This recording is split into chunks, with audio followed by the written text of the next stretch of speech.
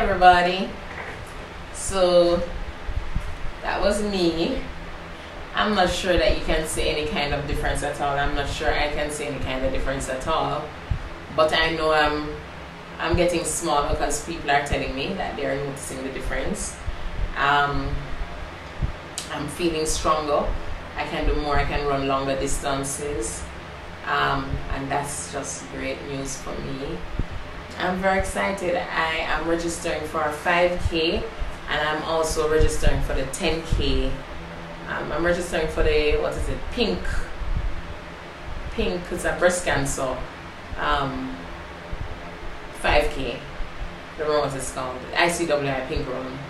And I'm also registering for the 10K at the Reggae Marathon in Negril this December too. So I'm excited because I used to do 5Ks a long time ago and I stopped, and I'm pretty sure I can do them pretty well right now because I have been checking myself, so I can do that. So when I do the 5K, which is October 28th, I'll do a video and tell you about it, or I'll mention it in my update that week.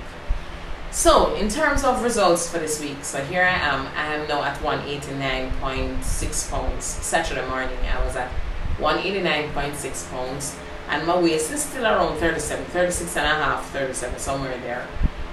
Sometimes I'm not so sure exactly how tight or how loose I did the tape measure the last time, so I'd say about 37, 36 and a half, 37, somewhere there. Nevertheless, I know I'm making progress, and the reason why I know I'm making progress is not because of the scale and it's not because of the tape measure either. It is because of my clothes. People, I need new clothes. My pants especially are so loose, they look untidy. But I'm going to try to hold on for 10 more pounds. See if I can make it to 179. And then I'm going to buy myself some new jeans, some new pants, and look all pretty and cute, right? So yeah, a little bit of weight is coming off. I think that would have been about 2.4 pounds. Yeah, 2.4 pounds last week. The waist measurement hasn't really changed, but I'm still very, very, very pleased and very encouraged and motivated. I want to encourage anybody who's on a weight loss journey to eat and eat nutritiously. Do not at any time compromise nutritious food for starvation or for low calorie junk. Low calorie junk is the same as no food and just calories. Buying some of the things that come in the packages that say low calorie and no sugar and no fat, like, I mean, if you drink milk, zero fat milk is probably not a good, I don't drink milk because I'm allergic to it, but zero fat milk is probably not the best of ideas, because then is it really milk? And that probably is not the best example. But something like 0 calorie drink that's really sweet and nice and juicy, not sure about those things. I would encourage you to eat as naturally as possible. When I say naturally, I don't mean like, you have to go in the garden and pick everything and you must raise your own chickens. I'm not saying that at all. But be practical, be realistic. But packaged stuff, a lot of packaged stuff, canned stuff and so on, you want to be very careful how you utilize that. And the 0 calorie, low calorie, no fat, no sugar food and those things, the best thing to do is to eat what you need to eat that's healthy and eat it in moderate amounts. And like I said before, the other thing is never compromise eating a nutritious meal for starvation. Your body cannot function properly, including the maintenance of a very good healthy metabolism, if you do not eat and if you do not eat healthy food. There are certain nutrients and minerals that are required for your body to be able to perform properly. The problem with not eating is that, one, you will not be able to exercise, or you'll be very uncomfortable exercising. I think there are some people who do exercise even though they are starving, but they are not normal. That's not a common, that's not a good thing. And eventually they do become ill. But if you want to exercise and you want to see results, you need nutrition. Also, if you want your reduced calorie diet to really have an impact, you need to be eating food. You need food. You will reduce the calories, yes, but you need food so that your body is healthy and that your body is performing and metabolizing the way it should and burning calories the way it should and so on. When you starve yourself, your body fails to behave the way that it should really behave, and then eventually you will not see the results that you want. The other thing is that there's something called, what is it, slim fat.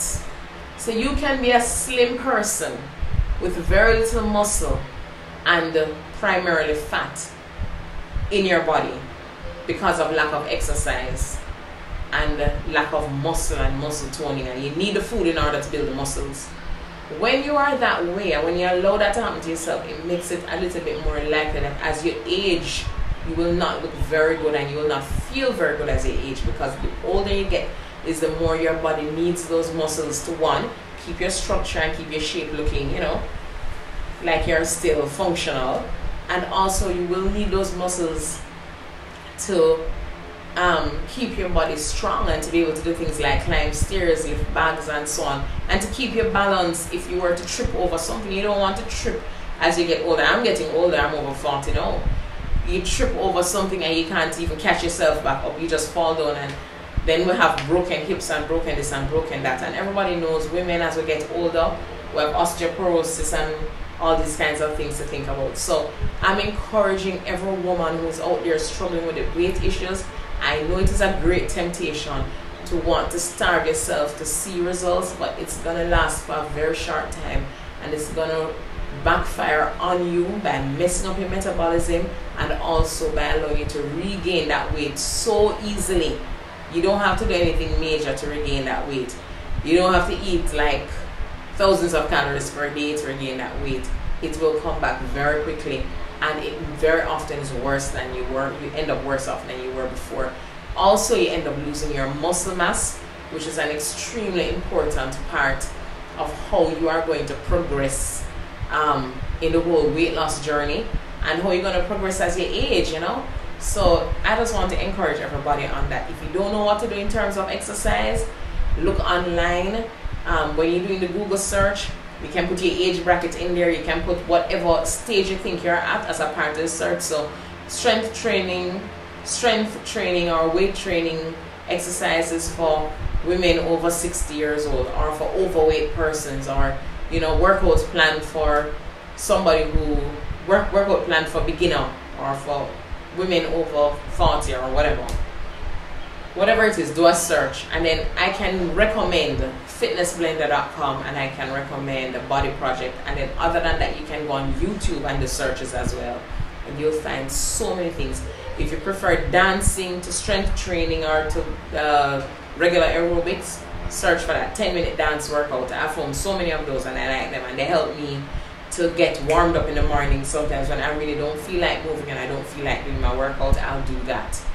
But people, get moving. You have to do something. I'm learning that I have to do something, and pretty much I have to do something every day to stay on the bandwagon. The other thing with exercising every day, even if some of the days you only do like a short exercise or a very mild exercise, adding it as a part of your regular lifestyle and structure of how you live makes it easier for it to become a habit and become a part of you, and then you'll be able to sustain it on a lifetime basis. So I would recommend to people to exercise every single day. Don't just like exercise, like, even though they say that you can exercise 3 to 5 times, don't exercise 3 times, don't exercise 4 times. I'd say at least 6 times a day, a week. And all you have to do is let 3 of those days be more rigorous and the other 3 days be very mild.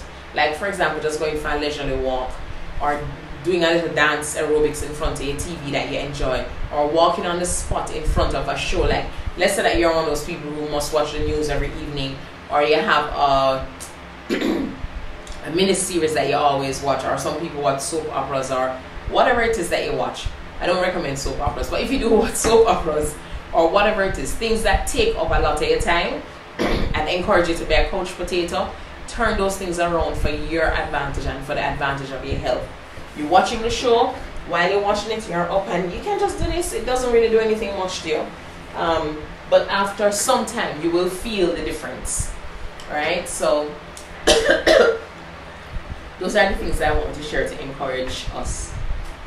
This time around, I want to say thanks again for watching. Thanks again for tuning in. Thanks again for your comments. And I'll see you next time. Hopefully I have some good news. Hopefully I'm still in the 180s, right? That's my big thing. I'm hoping that by the end of, this is what, October, I was hoping that by the end of October I would have been at 180. But being that 2 weeks have passed and I'm just barely scraping into the 180s, I think that's very unlikely. But we'll see, you never know. Let's see what happens. Thank you very much for watching and see you next time.